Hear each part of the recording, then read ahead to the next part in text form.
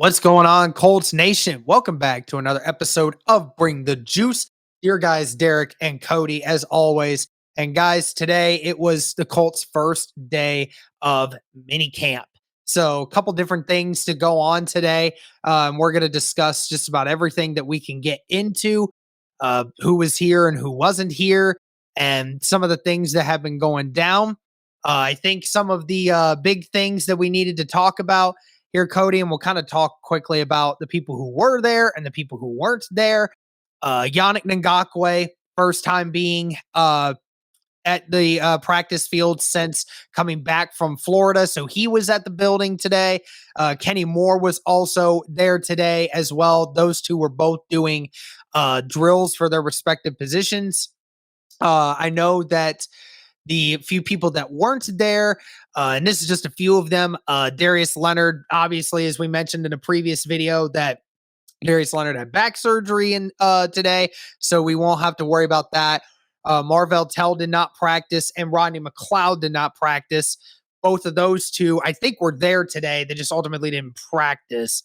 But I think the big one that everyone was wanting to know was, is Kenny Moore going to be there? And sure enough, he is. So some notes here. This is from Nate Atkins as well on Twitter. So make sure you all go follow him for more updates as well. He stated that the focus right now is so much on the passing game that Jonathan Taylor sat out just because.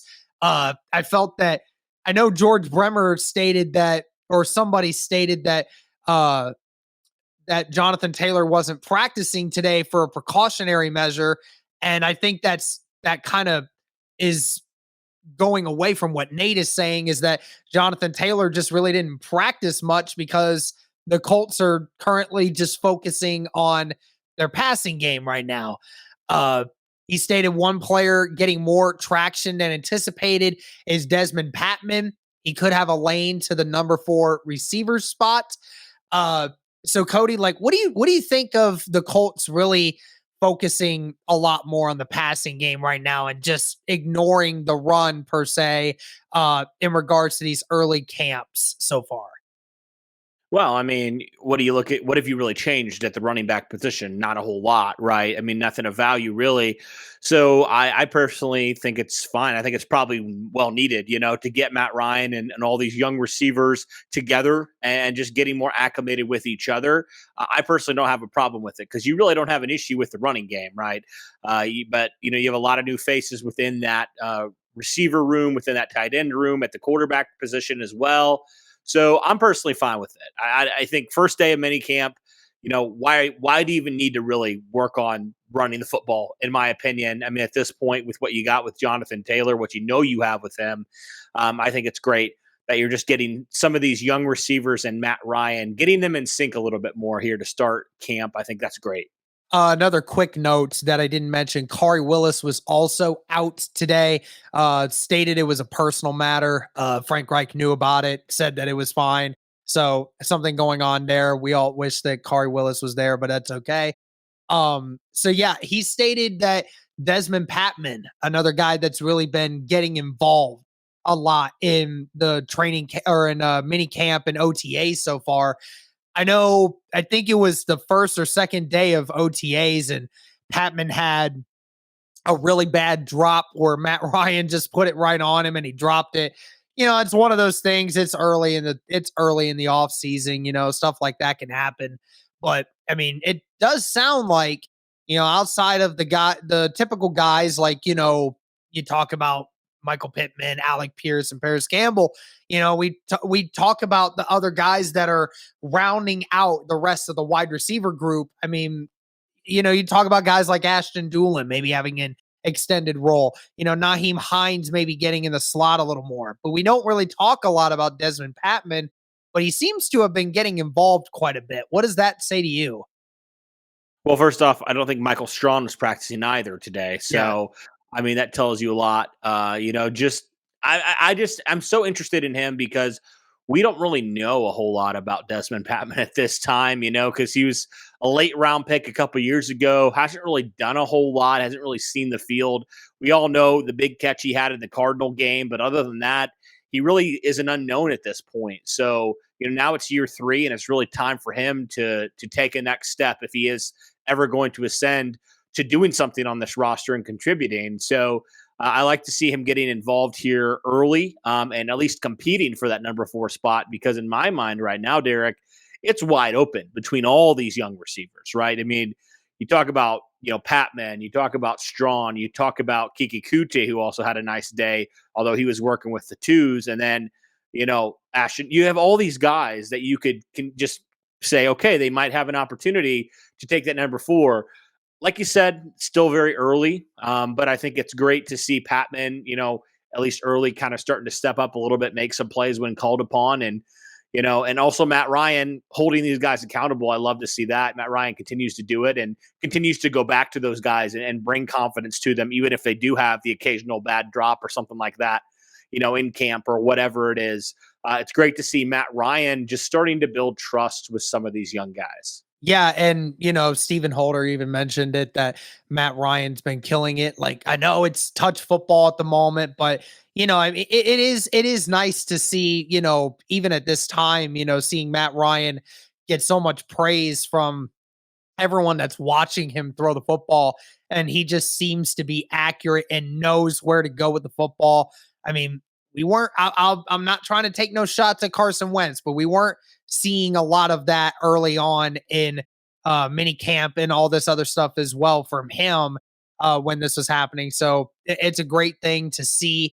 Also, one other name that we didn't mention that didn't practice today was also rookie defensive tackle Curtis Brooks. That was the other one that didn't practice today. But the next part here that we go into, and this is also from Nate, and it's something that George Bremer also kind of elaborated a little more, saying each day we've been out here, Isaiah Rodgers and Bobby Okereke have made plays. And we talked about them a few days ago, talking about guys who we think could really step up in a big way for the Colts this next season. I honestly am forgetting why I didn't put Isaiah Rodgers as a potential guy to get better in the next season. But Rodgers, even today, caught up to Paris Campbell on a sideline whip route and had a pass deflection there. Okereke tipped a Matt Ryan pass that ended up in a pick. Again, 2 fast ascending players trying to catch up on the new defense. Yeah, and George talking about Okereke tipping a pass that looked to be going to Molly Cox and was picked off by JoJo Domain. And that's, I mean, it's great to see, Cody, these 2 guys specifically, getting this time and not only, being out there and doing what they do, but, being able to make those big plays again, even when the odds are stacked against them when it comes to minicamp, because it's really more about trying to figure out what's good for the offense. But when you're seeing guys like Isaiah Rodgers and Okereke constantly making plays at these practices, I mean, it goes to show you, I mean, I hope that this is an early indicator that Okereke and Rodgers are really getting the hang of this new defensive scheme they're implementing. Yeah, both these guys ended the seasons extremely strong, right? I mean, Okereke kind of started a little bit rough, if you remember, but then he really started to come into his own as that Mike linebacker. And I thought he had a nice second half, mid to second half of the season there. And obviously, Isaiah Rodgers kind of earned himself a lot more playing time down the stretch and things like that. So it's great to see them already, kind of taking where they left off last season and really continuing to be those playmakers, guys that we don't talk about a whole lot, but key pieces to this defense if the defense wants to be successful this year.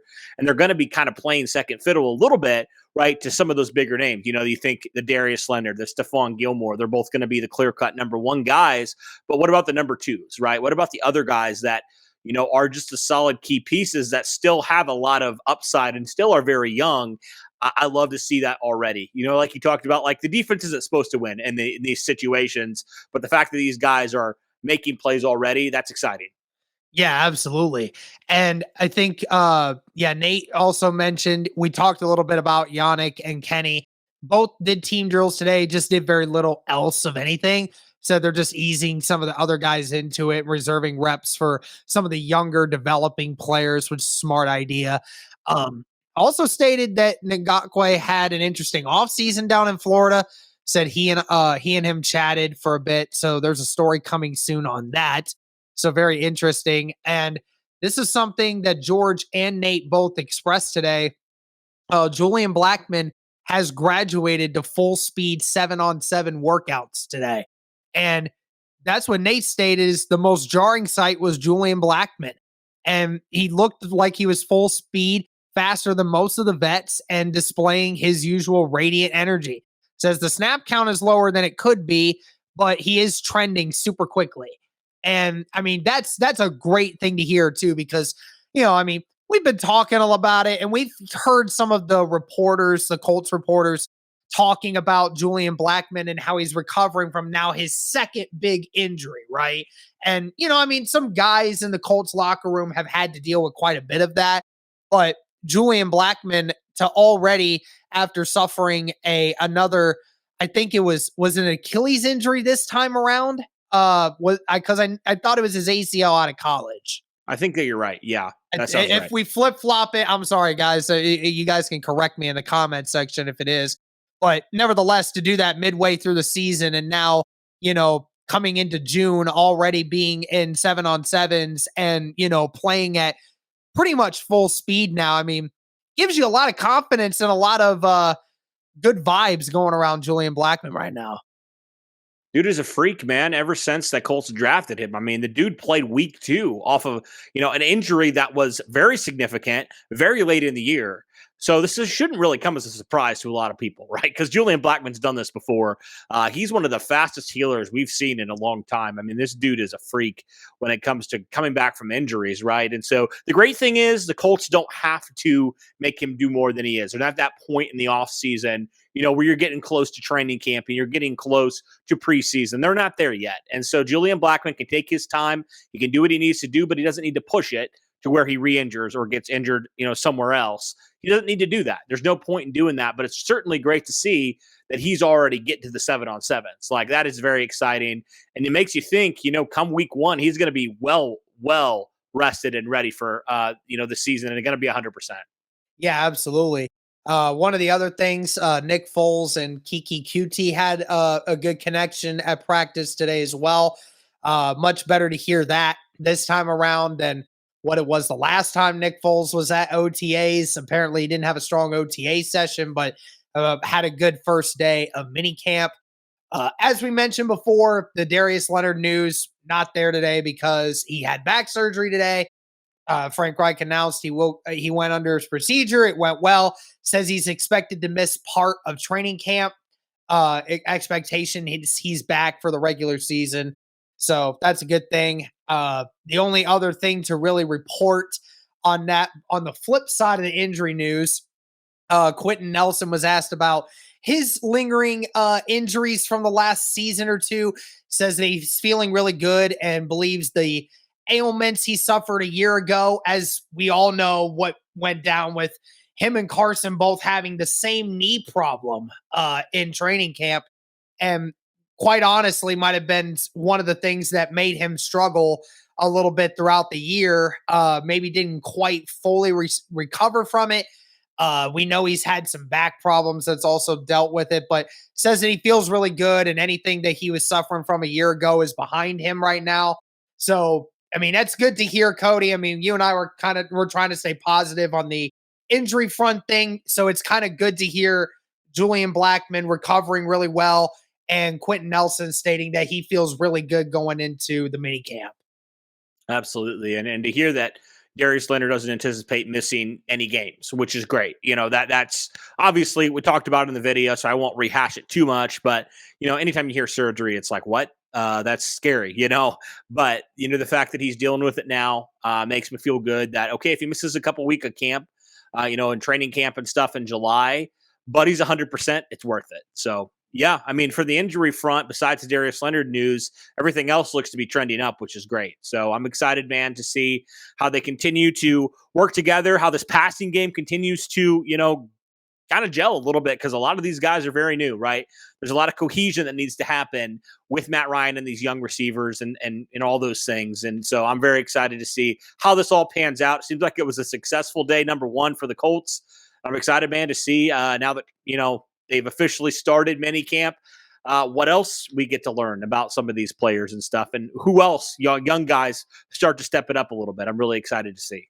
Absolutely. Well, let us know your guys' thoughts in the comments, what you thought of the Colts' first day of mini camp. There's going to be 2 more days of this, and we'll have more updates for you guys as we get them. But thank you all again so much for the continued support. And as always, guys, go Colts.